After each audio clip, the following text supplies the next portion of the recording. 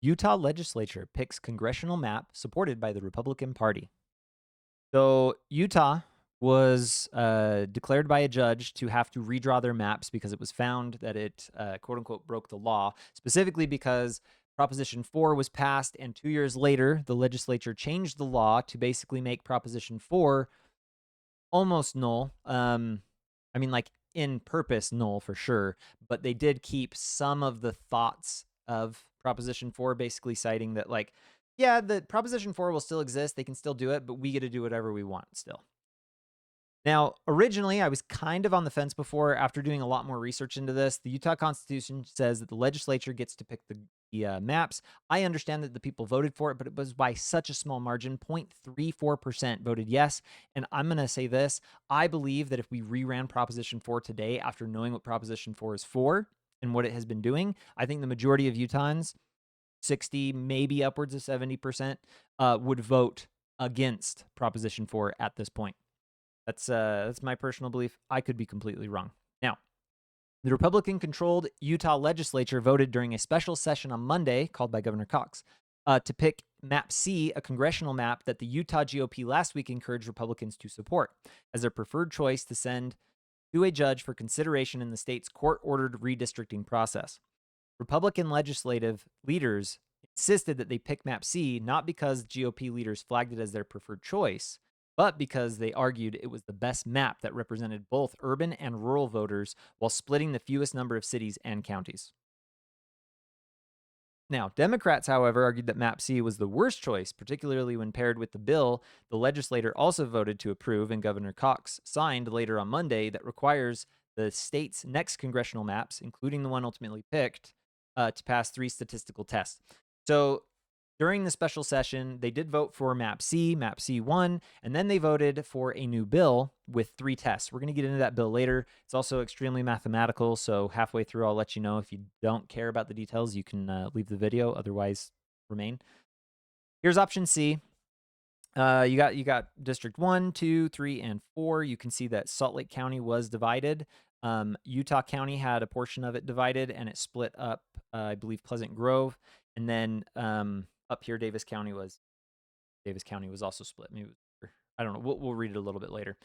So let's scroll down a little bit. Will lawmakers try to impeach the judge if she doesn't pick their map? So this is where it gets really interesting. Republican legislators have repeatedly said that they'll continue to contest Gibson's ruling voiding the 2021 congressional map, and if necessary, all the way to the U.S. Supreme Court. In the meantime, some heated comments, especially from 2 senators on the Senate floor, have indicated legislators are entertaining the idea of pursuing articles of impeachment against Gibson if she doesn't pick their preferred map. Senator Dan McKay from Riverton characterized Gibson's court-ordered redistricting process as a joke and a farce. And Senator Brady Brommer from Pleasant Grove argued that the Utah Constitution says, this is where I do agree with Brommer here, the only way a map can be accepted is by approval by the legislature. So regardless, if I was Judge Gibson, the only thing I think that she can reasonably do at this point is look at the 3 maps and say, okay, all 3 of these maps are legal. They meet the law that was just signed, and they meet the acceptance of Proposition 4, the intent of Proposition 4, or whatever, however they want to state it. These need to be voted on by the legislature. If she picks one, I am completely in agreement with the Republicans on this side saying that she can't pick. She's not allowed to. The Constitution, the Utah Constitution, says the legislator gets to approve the maps. That's it. There's no changing that. And that even happened before with Proposition 4. They still had the full right to pick the maps. So if she decides to pick the map, this needs to go to the U.S. Supreme Court, and I think that they will side with the Utah Constitution. It is our duty as a legislature to approve a map. Otherwise, there is no other means by which a map may be used, even if parties ask for it, Brommer said. It would be a malfeasance in office, for a court to attempt, was that on purpose that they quoted it twice? I don't know. For a court to attempt to accept a map that has not been approved by the legislature, or for a lieutenant governor to certify and use a map that has not been approved by the legislature. Again, totally agree here. So I think the only thing she can reasonably do is say, I approve the 3 maps. They all meet the criteria, or this one's out for whatever reason, and then go from there.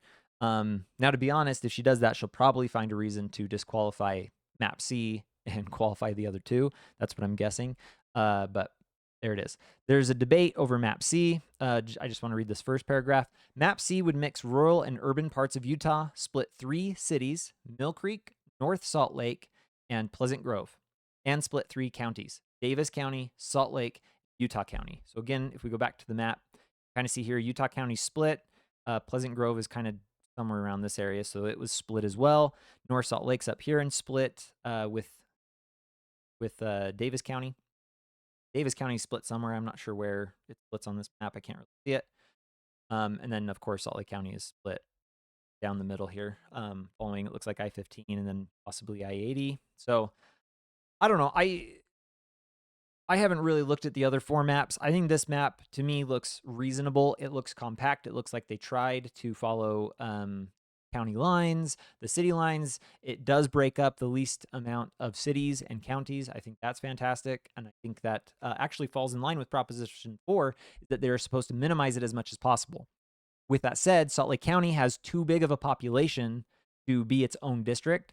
And so it has to be split. And in my opinion, I think the only fair thing for a state that is of this size and the majority of the population in Salt Lake and Utah County, that it has to be divided evenly, or at least close to evenly. I don't think that Salt Lake gets to have its own district. To me, that's just packing it, like on purpose, saying Salt Lake County gets all of the eggs in one basket and they get to rule and dictate as much as they want. I like that. To me also doesn't sound fair. I get that you guys want, that Democrats want representation. I understand that. But I would also argue, if you really want representation, go to a state that actually represents you. And I've been saying the same thing to Republicans on the other side and Democrat states that complain about things like this. My argument is, go to a state that supports you. Stop hanging out in states that hate you. That's all I got to say, personally. It probably leads to a divide, and maybe that's a bad idea. Maybe we should learn to come together. I'm open to hear that argument, but I don't know. I think we're already getting divided more and more. So, all right, now on X, this first one's from the Internal Saints. He found voting data by the Utah Political Watch, and he posted this. So you can see here that as the Map C currently stands, you can see the votes here. We're not going to get into it too much, but you can take a look or find him. So Trump won by 6.44, Trump won by 2, Trump won by 46, and Trump won by 28. So you can see that these two are very heavily Trump. These two are dividing up Salt Lake, so Trump won narrowly. And then McCullen here, and then Lee, and then Trump again, high, whatever, and then you got Cox. So the Cox one's really interesting, especially compared to Trump. You got 53% for Cox, 46 to Trump this last time. Oh, I guess we should do apples to apples, 2020. So 53, Trump was only up 47, not 53. You got up 13, only up by the slimmest of margins, 0.52. Cox up 20, up 5. Cox up 42, up 29. I find it interesting that they voted for, like, for those who didn't want to vote for Cox, they still were willing, or didn't want to vote for Trump, were still willing to vote for Cox. Now, that tells me something. The individuals who voted for Cox but did not vote for Trump, they're not MAGA, and that's fine. They're Republicans. I would rather be in an argument with those individuals than everyone else, but they're here, so we get to have the argument. Here's another one. This is from Jensen, Utah. This is let's see here. Here are the districts from the map based on data from the 2024 congressional election results. So again, basically just Trump. So this is a little more out. So you can see Salt Lake is divided here. You got up 12, up 13, up 54, up 40. And one of the comments I really liked, there's no way a Republican wins District 2 by 12 points. This is not a prediction, just last year's data. But the Dems weren't trying last year. Likely different results. So I think that these two would be far more heavily contested. It gives the Democrats an opportunity. These two will not be, and they'll just be strongholds for the Republican side. These two will become, I think, closer and closer up for grabs. So if you're in these areas and you're a Democrat and you want to fight for your representation, well, you can focus on Salt Lake City and you'll be fine, because either way with Salt Lake City, you're in one of those two districts. So good luck to you. All right, let's get away from that. All right, Utah judge will choose from 3 possible congressional maps. This one provided the maps. That's why we're on. So in August, Third District Court Diana Gibson ruled that the Utah legislature violated the state constitution, which they didn't. They violated nothing because they changed the law legally when they repealed Proposition 4, an anti-gerrymandering ballot measure approved by voters. In addition to banning partisan gerrymandering, Prop 4 established an independent redistricting commission that is required to follow strict guidelines when drawing political boundaries. So here we go. This was the first map proposed by the plaintiffs group. I'm sorry. I understand that you're splitting up Salt Lake still, but like I think that you need to at least attempt to make them roughly the same size. Like this to me is the definition of packing, which is what Proposition 4 was supposed to avoid. This to me looks like packing. You're purposefully putting as much people into one area as you possibly can. And I don't know, that just seems unfair to me. This one seems, I could accept this, although the geographical lines I would like to understand. I think this is Creek maybe, so that's where it got split. This one I'd be open to. Totally open to it. I would like to see the same connections between these two districts. I don't completely know how to pull the data correctly or make these maps, but I don't know. I think it's kind of interesting. So there's the second map that was proposed. So here we go. I wanted to point this out. My favorite. So CLC, advancing democracy through law. So I'm going to tangent just a little bit. Here's what's going on in Utah and going across the whole of the United States. There are two quote-unquote realities happening in America. There is a multiculturalism democracy side. There is a constitutionally republic side. Personally, I fall more in line with the constitutional republic. I do believe in the Constitution. I believe in representation through a republic. Democracy is mob rule. And effectively, that's what Democrats are trying to do. They're trying to say, we need power because we want to be majority and we just want to force everyone else to our will. Now, I understand that the left looks at the right and says roughly the same thing. We want everyone to force to the will of the right.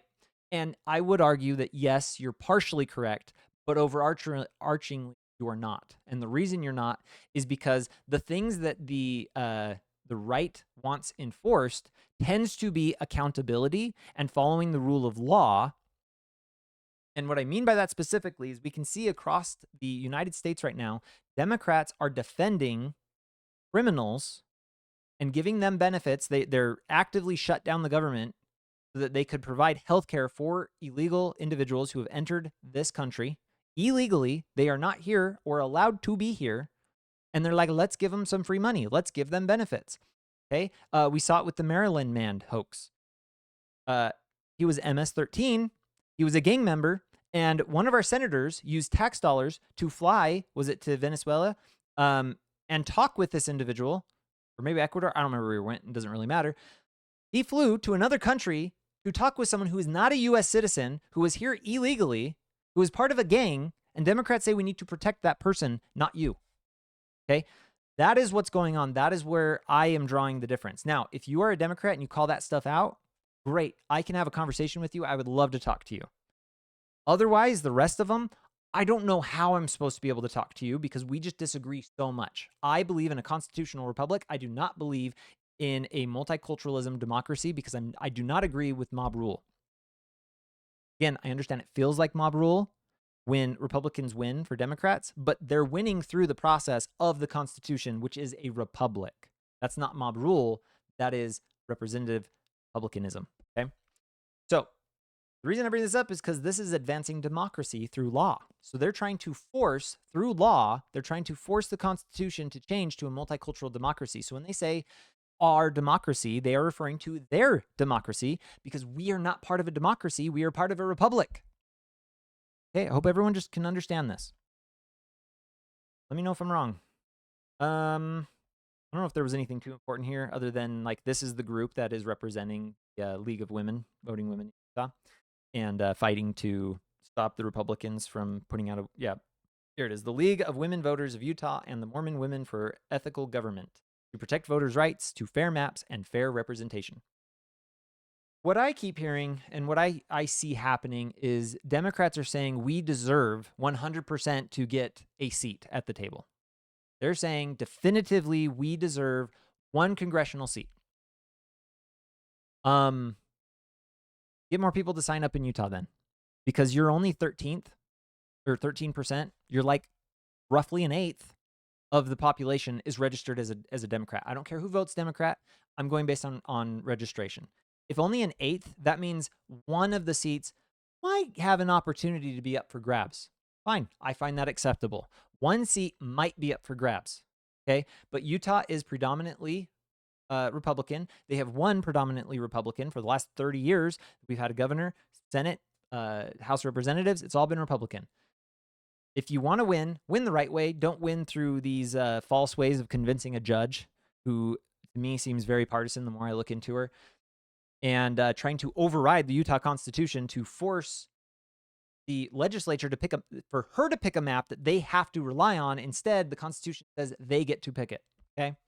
So this is where I'm going to say, if you hate math and you don't want to hear the specifics of the bill, you're welcome to leave. I'm going to try to get specific with it. Here's the bill. It's the Redistricting Standards, SB 1011. There are 3 tests in here. I effectively tried to create a mock situation of this bill. I'm not going to try to read it because there's a lot in there.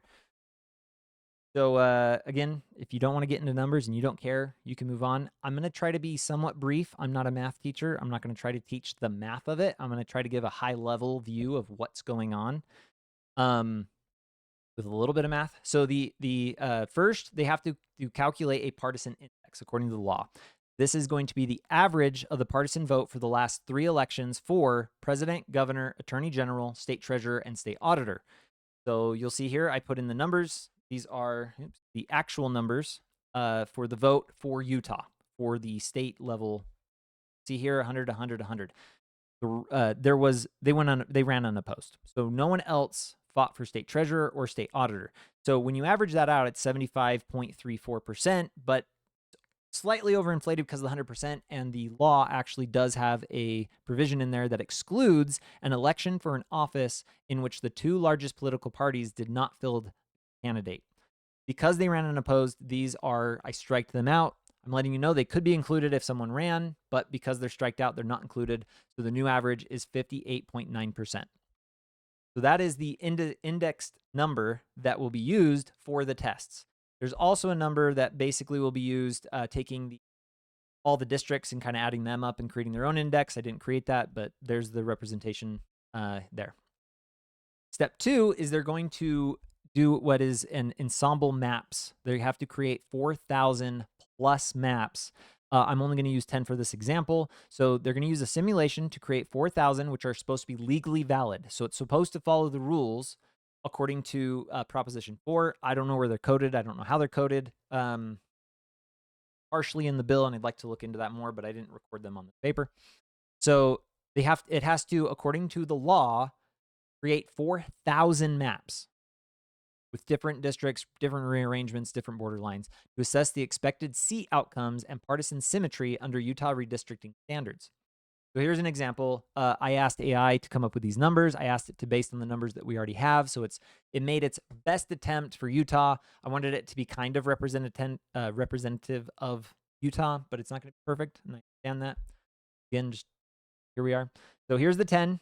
E stands for ensemble. So this is ensemble map 1, 2 through 10. This would be District 1. This would be the percentage that the GOP would win. So if they get over 50%, for the rules of this, we're going to count it as they get all 4 seats. If it's less than 50%, well, depending on how many, right, they'd get the different seats. You can see here we have a 4, 3, 3, 4, 3, 4, 2, 4, 4, 4. Again, I asked AI based on Utah, based on how Utah is established and where it's going, what is the likelihood that 4 seats? AI actually gave me 60%, but I'm going to lower it to 50% to be safe. It was about 30%, said 25 to 35 for 3 seats, then 10% for 2 seats. And then it specifically said, this actually probably should be. There we go. I went with 55, 30, and 15. And then it gave a less than 1% chance that the Utah GOP only wins 1 seat. So according to AI, there is a world in which Utah actually would have 2 seats go Democrat and 2 seats remain Republican. Again, registration would never tell that story. I understand why. There's a lot of independents and unaffiliated in Utah. It's a very high number. I appreciate you guys. I think you're awesome. I'm independent myself. I mean, I have registered as a Republican, but I consider myself at heart an independent because whatever, but I like to vote. I'd like to have a say in the delegate of the person who goes and votes for me. So there it is. But I do lean Republican. So there you go. So 15% chance, it's about a 1 in 10. I rounded down with that one. So there we are. That gives us an average GOP seat of 3.5. Now, why would we see such a high percentage of Republicans winning? The ensemble takes geography and compactness into account. This slightly favors Republicans because their votes are spread efficiently throughout the state. So what we've seen is Democrats tend to move into strongholds. They, instead of spreading themselves out, they like to coalesce into one place, and they sit down and they hunker down and they say, this is our stronghold and we all live here. That is called packing. You did it yourselves. So you kind of lose the opportunity to pack the map when you packed yourselves. I'm sorry. I get why you might want to do that, but also why I genuinely want to understand, why are Democrats pulled so much to big cities, and why do Republicans tend to not live in big cities as much? Like, I don't get it. So there we go. We create these and we find out some numbers, blah, blah, blah. So step 3, then they're allowed, or it's not then, they can do all these in the same. I'm just putting them in my own steps. They then compile 5 prepared maps. So 5 redistricting plans proposed by the legislature to be evaluated for compliance with statutory redistricting standards. After they create these 5 maps, they then will apply 3 tests based on the ensemble and the partisan index to find out. So let's say, again, mock, that the maps that were created had 4 seats, 3 seats, 2 seat, 1 seat, 4 seat. Now, they're supposed to create these maps without looking at numbers beforehand. They're supposed to just try to be as unbiased as possible, not talk about political party, not look at the politics of the individuals. They're supposed to just keep cities and states and counties together, right? I didn't mean to say states, cities and counties together and unified as much as possible. Again, there has to be some splitting due to the law. So these are just mock. I made up these numbers because I don't know the actual numbers of the maps. The comparison of proposed maps to 3 tests. Now we jump into the 3 tests. We're going to take those maps that were just created and we're going to test them against these 3 tests. The first test is the partisan bias test. This will normalize for 50%. So in a world where Utah was 50%, let's say 50% Republican, 50% Democrat, let's merge those numbers, specifically of the GOP being at 50%. So they would have a 50% chance, right? If there's 4 seats, that means they would win 2. Let's see. So what the test does is it subtracts the 58.9, the index number from above, 58.9%. It subtracts it from 50 to normalize, which gives us 8.9. I then took that number and subtracted it from each of the above numbers. So 54%, whatever.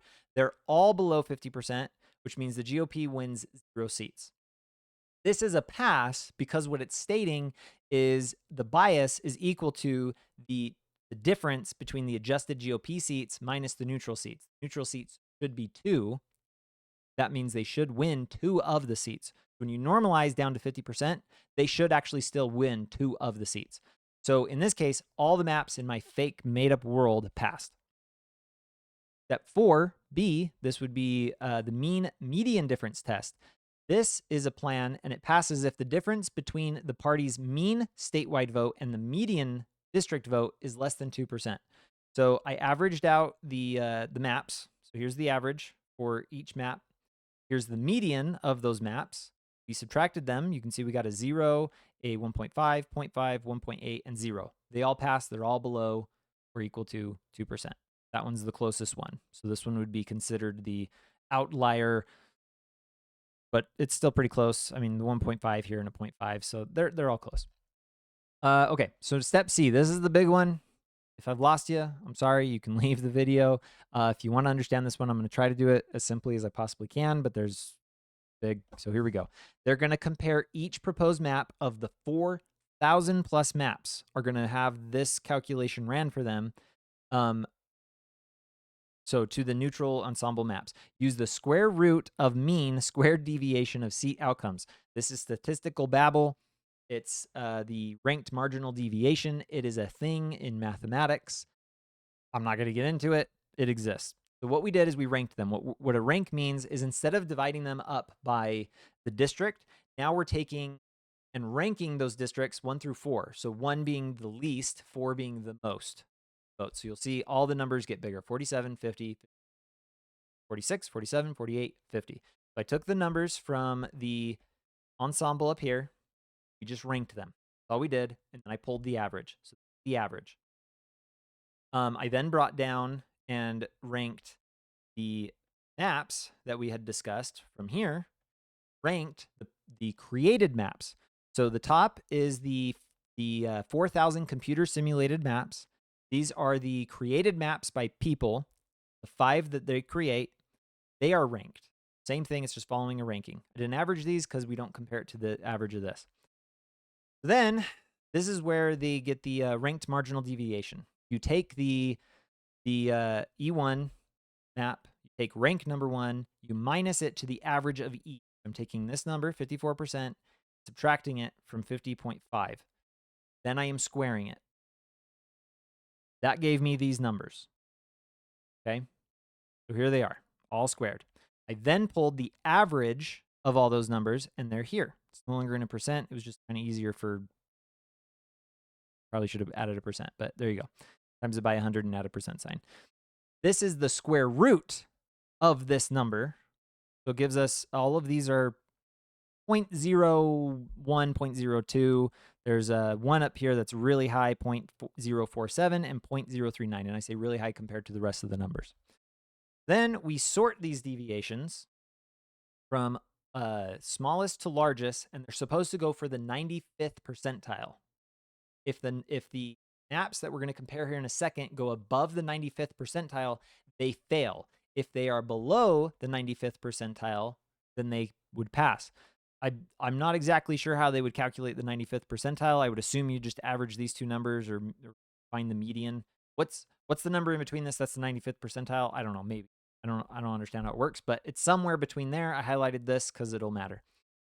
So then we'll do the same thing we just did, but to the maps. I take the maps. So map 1, I take rank 1, I subtract it from the average of E, taking this number and subtracting it from this number, and I'm squaring it. I get these numbers. And I averaged out those numbers, and then we got the ranked marginal deviation. You'll see I highlighted this one because, well, it's too high. This is 0.05. So it's well above the 0.05.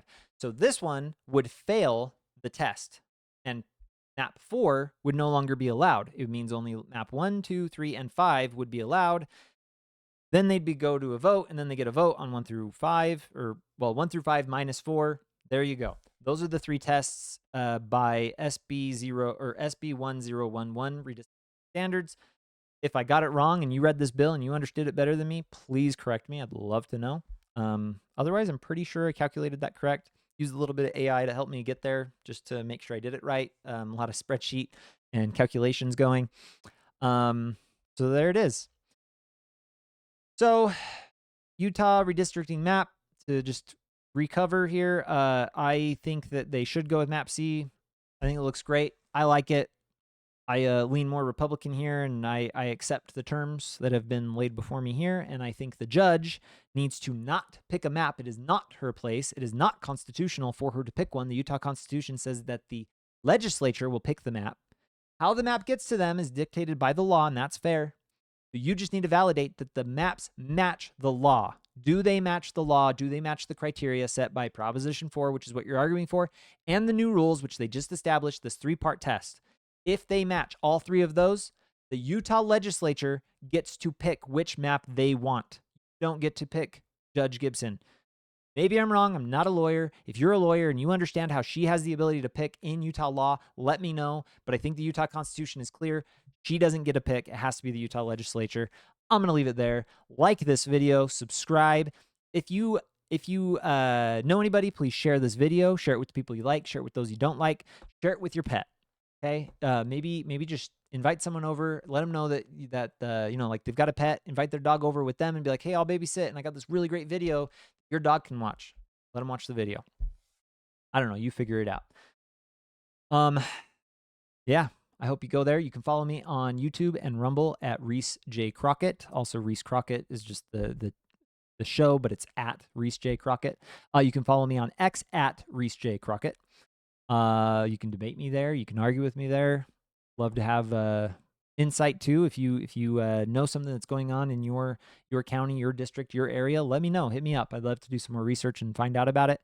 I'm trying to learn a lot more that I can. I will say I am glad that Governor Cox. I'm not a fan of Governor Cox, but every once in a while, a dead clock can be right twice a day. He can do something right, and I think calling the special meeting on Monday was a good thing to do. We voted. We got these things out. Let's push it forward.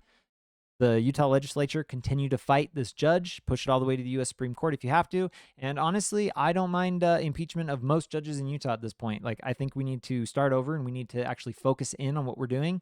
But I'm also not going to lie. I think the majority of you are complicit.